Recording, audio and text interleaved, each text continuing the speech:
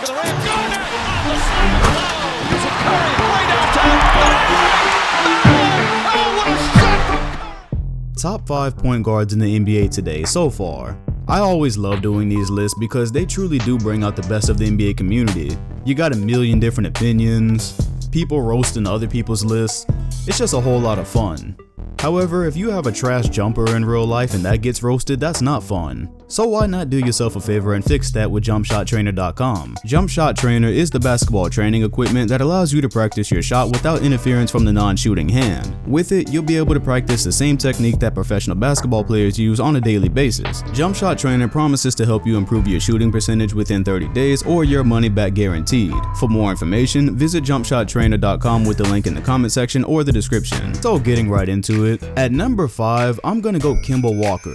And I am really happy for Kemba because playing in Charlotte for a team that's really not that great, and having been there since, wow, he's been there since 2012 now, time flies. Yeah, he's one of those point guards that's always really good, but he just kind of exists out there. Not a great team, not a great market, equals zero attention. And to be honest, even with the season he's having right now, I would say he's still not getting the attention that he actually deserves. He's currently having his best scoring season so far at 25 points a game, and right around his average efficiency at 42%. He's throwing in 6 assists with that, but most importantly, he's a catalyst on this Charlotte team that actually might make the playoffs. So you always have a sign for a really good player when his usage percentage rises up, and he's still keeping his team competitive. Currently, his usage is at 31%, and that is the highest mark of his career, and it is a top 10 mark in the league amongst players that are actually getting play. What's also impressive about that is out of any player in the league right now that is top 10 in usage percentage, he actually has the lowest turnover percentage. And that's impressive because even though he ranks 10th in usage, it's really only like 10ths of a point separating him from the other guys. For instance, at 10th, he's at 31%, and then you look at Steph Curry a couple of places above him, and he's at 31.5%, so it's really not a huge difference. And he's playing on a team that isn't terrible. I'm not going to disrespect those guys like that, but they're role players around him. He's not like a Westbrook or a James Harden, somebody that has another star to take the pressure off. If you took Kemba off this Hornets roster right now, again, they fit well with him, well enough to compete, but that team is going to the bottom, fam. You take him off, it's straight to the bottom. Now, things get interesting with Kemba because so far he's having his best season as a pro, and something that nobody's really talking about, well, nobody's really talking about him much anyways because he's in Charlotte, but he's a free agent this summer. He's going to be a free agent. And so you kind of wonder, like, what's the move with Charlotte here? Normally when a star player gets to this last year of their contract, you start hearing trade rumors and this, that, and the other thing because they want to get something for him if the guy is gonna jet. I haven't heard of any commitments that he's made, and I also haven't heard of any serious intentions to trade him, which those rumors usually start right about now. Or depending on the status of the player, they've already started a while ago. So yeah, by my calculations, we are going to have a top 5 point guard in free agency this summer, and he is gonna have a lot of suitors. You know the Lakers are gonna be on the hunt for another star, and yeah, I'm wondering what is going to become of this story. Because like I said, time is flying, this is his 8th season in the NBA. Man is 28 years old right now, so he does not have forever to compete. Maybe he'll just take the bag and be happy in Charlotte, but I would love to see him in a bigger market, or at least on a contending team. We don't have to snatch everything away from these small market teams like Charlotte.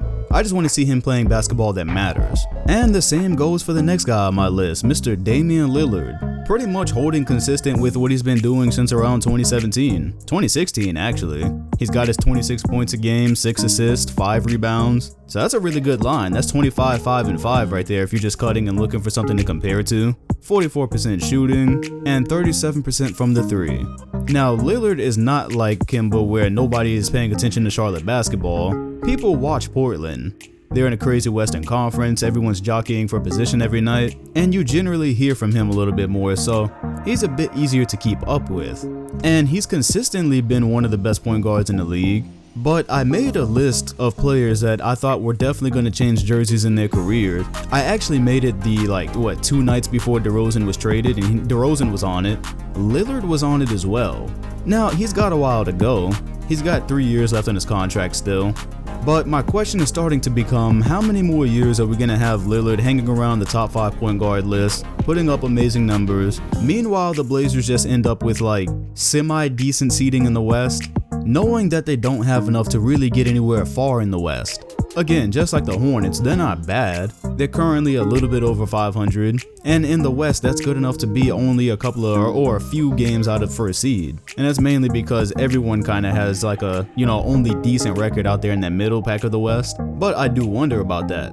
Because one thing Lillard I don't think he gets a whole lot of credit for is when everybody left the team the same time as LaMarcus Aldridge did that one summer, we all assumed that Portland was going to be bottom feeding. And instead, they never missed the playoffs. They have not missed the playoffs since that happened. Of course, they had CJ McCollum step up. That gave him the opportunity to have some more minutes. However, Damian, CJ, and then role players, that's not going to get it done. It hasn't been enough so far, and it's never going to be enough. And so you always hear Lillard, like he has mad pride in the way that he approaches this whole thing. His mantra is he wants to be in Portland, he wants to wear one jersey, and that sounds great and all. But again, he's another one of those players, like he's getting up there in years, like low key, you really don't notice it, but he's working on his 7th year right now. At 28 years old, that's normally that transition period where if a player has not really been contending, but they've been a top 5 player at his position, that's really where you start kind of looking around and like, okay, so what are we doing here? So he can keep on having these great seasons and proving himself at his position. And I'm not even saying there's going to be any trade rumors this year because they've got a while to work with him. They've got a while to get him somebody. But after so many years of the team kind of just staying the same, it just makes you wonder. And I know you're wondering if I'm going to be biased in where I put Kyrie. And in my opinion, no, I'm putting him at 3rd. I think he's the 3rd best point guard in the NBA right now. And I was really eager to see how this was going to shape up. You just never know when a player comes back from knee surgery or time off, you just never know. But he's in the process of trying to figure it out with all this talent that's on the floor. His scoring is down just a little bit, 22 points a game, but he has his highest assist mark of his career so far at 6.3, having a very efficient season from the 3-point line at 40%, and shooting 48% overall from the field. So Kyrie is having a good season. It's just that Boston is trying to turn things around. Obviously, they were thrown a curveball. So much talent on one team. Last year, you take what were supposed to be the 2 leaders, the 2 stars of the team off of it, and then the team blossoms into something else. A lot of young guys get their minutes, they make the most of it, damn near make the NBA Finals, and now you come back and guys are pushed in the bench roles, and the head guy is back, or what is supposed to be the head guy, and Kyrie Irving is back. Kyrie's still doing Kyrie things. Had an amazing matchup with John Wall the other night, and if you are ever wondering what Mamba mentality is and you just think it's bogus, it is consistently having that confidence to take and make the big shots no matter how difficult they are. I believe with under a minute left in that Washington game, took an incredibly tough shot over John Wall to tie it, or take the lead, I can't really remember, and then walked up with plenty of time on the shot clock left and pulled up from Steph range. So he continues to be one of the best closers in the game. I think I saw a stat that said from the 2012 season when he was a rookie, he's got the most games in which a player scores 10 or more points in an overtime period. Seems like one of those useless reach stats, but that's pretty significant. When you think about that, 10 points in an overtime period, that's half of a regular quarter. And that's crunch time. So yeah, Kyrie is still Kyrie. And one thing that I think is underrated that nobody talks about is that he is under a lot of pressure to succeed in this situation. See, thing is, if you go back to a video I made back in 2017, I talked about how Cleveland was going to be running the East for just years and years to come, because back then you couldn't even imagine that LeBron was going to leave or that they would let go of Kyrie. So I always thought that the Kyrie, Love, and LeBron trio, I thought that was always going to be a thing. It seemed like it was always an automatic trip to the finals, and he was actually the first to leave. He left LeBron. He requested that outing. So it was a little bit of the same journey that Kobe took when he wanted to be apart from Shaq and lead his own thing. So not only does he have to continue being one of the best point guards in the league, but so people don't start looking at him funny, and so people don't start crediting all his major success, just to LeBron James, he's got a lot of pressure to figure this thing out. I think for the crowd out there that just believes Boston could be better without him, or they could, use somebody else, it should say a lot. People don't talk about this enough either. It should say a lot that Boston last year lost to the worst Cleveland team and one of the worst teams that LeBron James ever had around him, in large part due to the fact that he had surgery in like February or March. Really in large part that he was not there. Kyrie truly would have been the difference between a Celtics team losing to mainly LeBron James and being in the NBA Finals. So anyways, it's trending upwards. They're 7-1 in their last 8 games, and although they're still not where the Celtics should be, there is a whole lot of season left. And it's a good thing that the season is so long because that allowed the Thunder to overcome a really tough start. And seeing as though the Western Conference, you know, the teams are all separated by like what, a couple of games? Could have been detrimental, but yet they are 3rd seed. And I have Russell Westbrook as my 2nd best point guard in the NBA. It is no secret that Russ is not my favorite, especially not my favorite point guard. But I am not going to sit here and deny anybody their credit. He's currently helped the Thunder to having the highest defensive rating in the NBA. And I don't know if you've noticed, but he's doing a good job accommodating the team, accommodating Paul George's growth, and he is currently averaging the lowest amount of points he's averaged since, well, technically since 2014 when he only played half the season. But if we're talking about seasons where he's always playing, then this is his lowest since 2011. That's back before Russ was even Russ as we know him today. But that's okay because with that, he's averaging the most steals in his career at 2.2 a game, and yet again 10.5 rebounds and 9.9 assists, and he is well on track to average another triple-double for a season. This would be his 3rd straight season with a triple-double. And that's really fascinating. It's been really entertaining, especially because I've been a YouTuber the whole time this has been happening. Been very entertaining to watch people fall out of love with the triple-double. It used to happen and people used to be infatuated, and Westbrook has actually made people bored with it, to the point that they actually start discrediting. They start saying he's stealing rebounds, which I admit I could have done a better job scoping that out a couple of years ago. There was definitely some times where it looks like he's fighting with his own teammates for it, and not even fighting, but just straight up taking it. But hey, the flip side of that is he gets to start the break. I don't personally see what's wrong with having your point guard grab the rebound if he's athletic enough to always get down there and get it, and having your big man up in front of you down the court already. Instead of having them throw the outlet, just start it. So that's a positive out there for the people that just hate Russell Westbrook's rebounds. His turnovers are still really high. Sometimes he takes bad shots, but that's just what you get with Russ. You gotta take the good with the bad. But while he's doing all this, Oklahoma City is winning, and Paul George is currently in his best form. I was gonna say since, but it actually hasn't been that long.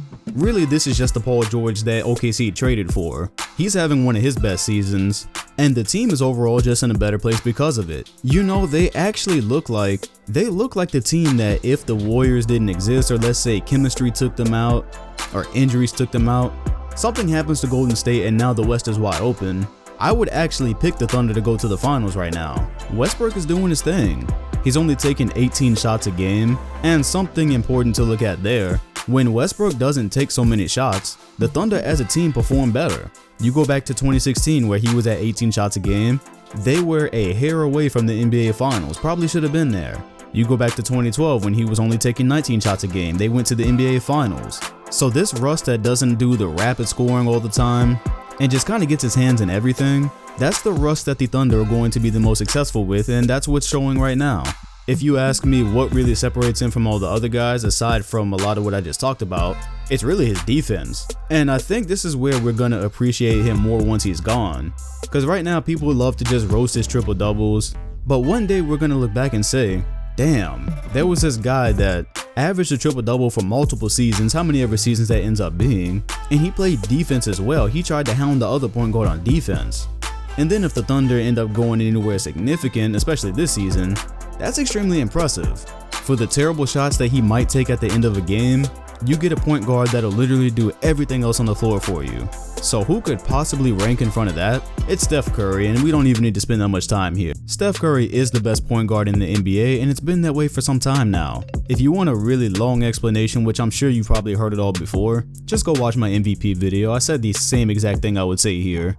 And the reason I would split and take him over Westbrook is just simple. He's a higher IQ player to me. He doesn't make as many of the same mistakes as Westbrook. When Curry pulls up for a ridiculous three at the end of the game, you just know that's Curry. When Westbrook does it, you're just like, why?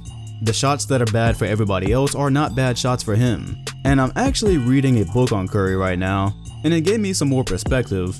And it's just been so interesting to see how he makes this combo guard thing work. What's often lost on people when they just say, oh, Curry doesn't play defense and he just shoots threes. Well, first of all, that's an extremely casual take, mostly on the three-point part. But a lot of people miss how he gives you the best qualities of a shooting guard while also giving you the best qualities of a point guard. He's not just stuck in between. You're talking about an elite scorer that is ridiculously efficient for the type of shots that he takes, and he's also a great playmaker.